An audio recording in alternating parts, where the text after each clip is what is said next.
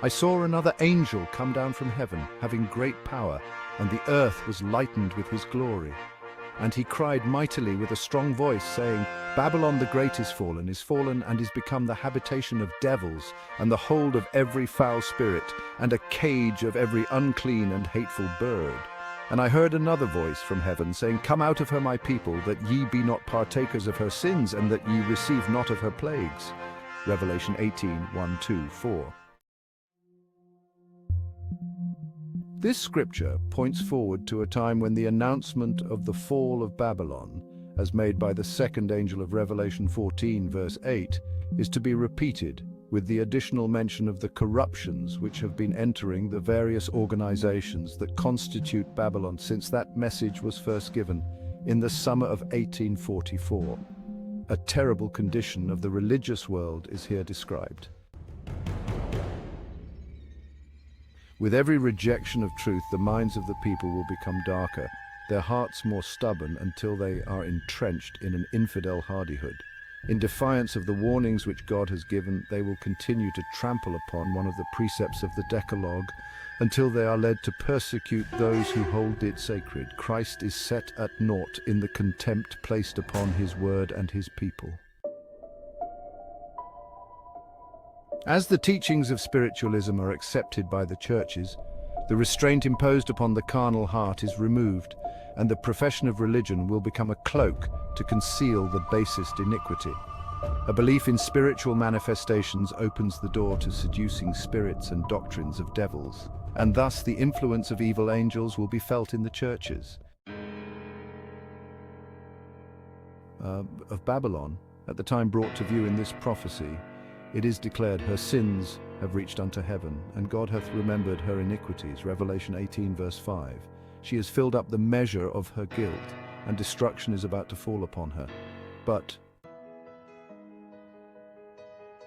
God still has a people in Babylon, and before the visitation of his judgments, these faithful ones must be called out that they partake not of her sins, and receive not of her plagues. Hence the movement symbolized by the angel coming down from heaven, lightening the earth with his glory and crying mightily with a strong voice, announcing the sins of Babylon. In connection with his message, the call is heard, Come out of her, my people. These announcements, uniting with the third angel's message, constitute the final warning to be given to the inhabitants of the earth. With the issue thus clearly brought before him, whoever shall trample upon God's law to obey a human enactment receives the mark of the beast. He accepts the sign of allegiance to the power which he chooses to obey instead of God. The warning from heaven is, If any man worship the beast and his image, and receive the mark in his forehead or in his hand, the same shall drink of the wine of the wrath of God, which is poured out without mixture into the cup of his indignation. Revelation 14, verses 9 and 10. But not one is made to suffer the wrath of God until the truth has been brought home to his mind and conscience and has been rejected. There are many who have never had an opportunity to hear the special truths for this time. The obligation of the fourth commandment has never been set before them in its true light. He who reads every heart and tries every motive will leave none who desire a knowledge of the truth to be deceived as to the issues of the controversy. The decree is not to be urged upon the people blindly. Everyone is to have sufficient light to make his decision intelligently. The Sabbath will be the great test of loyalty, for it is the point of truth especially controverted. When the final test shall be brought to bear upon men, then the line of distinction will be drawn between those who serve God and those who serve him not. While the observance of the false Sabbath in compliance with the law of the state, contrary to the fourth commandment, will be an avowal of allegiance to a power that is in opposition to God, the keeping of the true Sabbath in obedience to God's law is an evidence of loyalty to the Creator. While one class, by accepting the sign of submission to earthly powers, receive the mark of the beast, the other, choosing the token of allegiance to divine authority, receive the seal of God. Heretofore, those who presented the truths of the third angel's message have often been regarded as mere alarmists. Their predictions that religious intolerance would gain control in the United States, that church and state would unite to persecute those who keep the commandments of God, have been pronounced groundless and absurd. It has been confidently declared that this land could never become other than what it has been, the defender of religious freedom. But as the question of enforcing Sunday observance is widely agitated, the event so long doubted and disbelieved is seen to be approaching, and the third message will produce an effect which it could not have had before.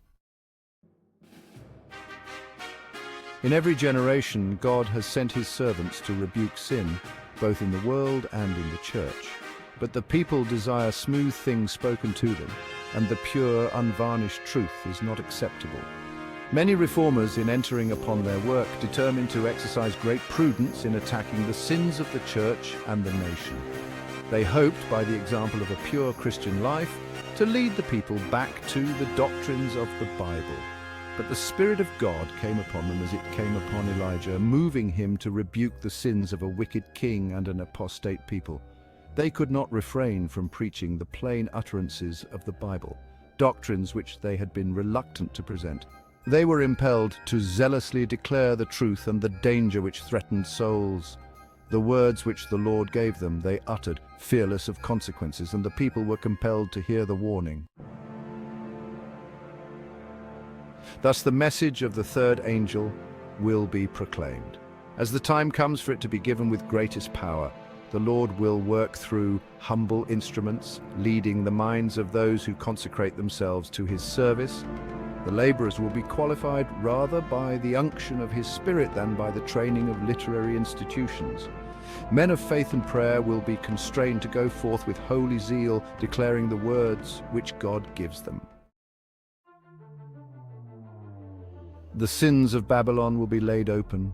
The fearful results of enforcing the observances of the church by civil authority, the inroads of spiritualism, the stealthy but rapid progress of the papal power, all will be unmasked.